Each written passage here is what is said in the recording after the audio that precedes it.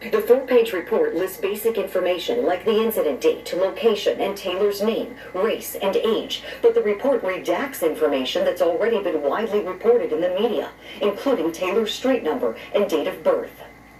EMS is around the corner right here. We need EMS up here now.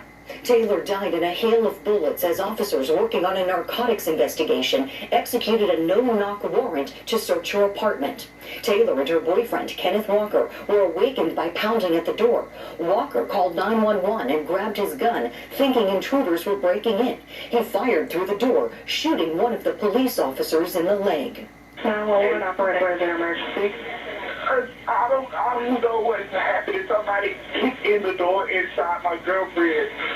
The incident report lists Taylor's injuries as none. Under charges, it says death investigation, LMPD involved, but checks the no box under forced entry, even though officers reportedly used a battering ram to gain access to Taylor's apartment.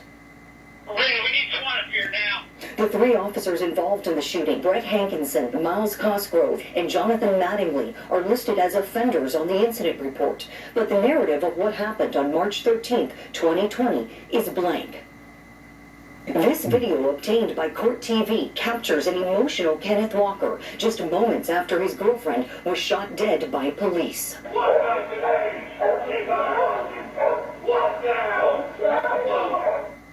Walker was arrested and charged with first-degree assault and attempted murder of a police officer. Those charges have since been dismissed. Status of the officer. He's down. We got tourniquet on him. Got it. One leg ready. One leg. We got tourniquet on him. Officers Cosgrove, Hankinson, and Mattingly are on administrative reassignment pending the outcome of the investigation.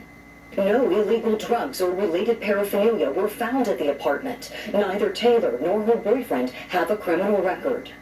Breonna Taylor's mother is suing the three officers involved. I just demand justice for Breonna. Her lawsuit alleges the officers behaved recklessly and did not properly identify themselves before barging into her daughter's apartment. They entered into her home unannounced, and they murdered her. It's unacceptable. The family would like for these officers to be held accountable. They would like for them to be prosecuted to the fullest extent of the law. Police disagree, claiming they acted properly. The police chief is asking federal officials to review the investigation, and Kentucky's governor is promising transparency. The facts are what the family deserves. You know, the absolute truth. The truth is always the very best answer, whether it satisfies any particular person. And I just want to make sure that we get that. Still waiting for those answers is the family of Breonna Taylor, a young woman whose life was cut short by a barrage of police bullets. Yeah, it's hard to get the truth when you're looking at a blank piece of paper, right? So there's a civil suit. Maybe the civil suit leads to something here. Let's bring in Julie Grant. Julie, great to see you.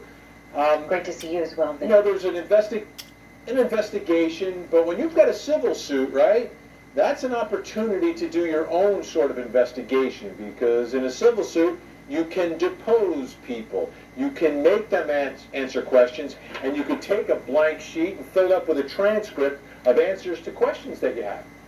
Oh, most definitely, Vinny. You've practiced some civil law, and yes, there are 3 attorneys representing the family of Breonna Taylor.